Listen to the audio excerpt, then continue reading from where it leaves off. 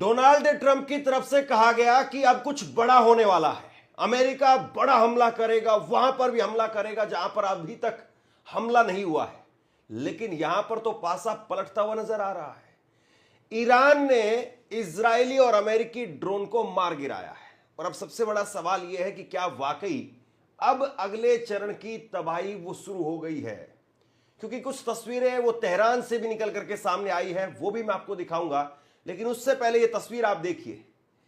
एक अमेरिकी Israeli drone को ईरान की तरफ से मार गिराया गया है।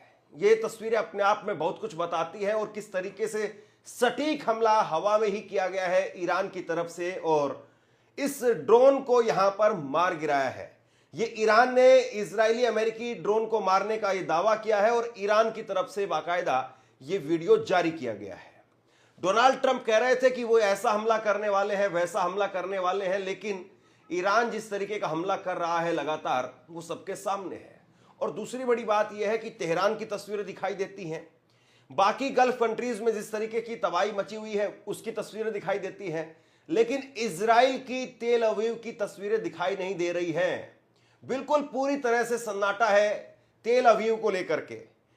और तेल अवीव को लेकर के वहां से लौटे एक पत्रकार, उनकी तरफ से जो कुछ कहा गया है उसको आप सुनिएगा। वो कह रहे हैं कि भैया यहां पर बहुत भयानक तरीके से तेल अवीव के अंदर जो 100 फीट गहरे बंकर है वहां पर भी लोग मरे हुए पाए जाते हैं, लेकिन आप किसी को कह नहीं सकते हैं कि यहां पर लोग मर गए हैं।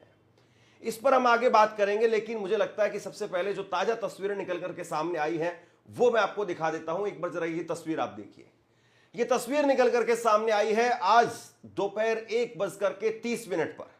दोपहर 1:30 पर ये ईरान की राजधानी तेहरान की ये तस्वीर है। और तेहरान में जिस तरीके से यहां पर धुआं उठता हुआ दिखाई दे रहा है, ये वाकई अपने आप में बहुत बड़ा जो है वो हमला दिखाई दे रहा है। और सबसे बड़ी बात यह है कि इस तरह की तस्वीरें तेहरान से निकल करके सामने आ रही है, यानी अमेरिका और इजराइल की तरफ से हमले लगातार जारी हैं। हालांकि उधर दूसरी तरफ लेबनान के अंदर हिजबुल्लाह ने भी अमेरिका के इजराइल के ऊपर खास तौर पर और हाइफा तक अपनी मिसाइलें मारना शुरू कर दिया है।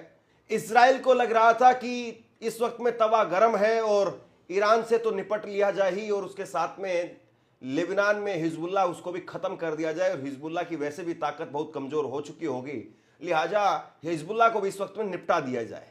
लेकिन ये इस वक्त में हिजबुल्लाह को निपटाने की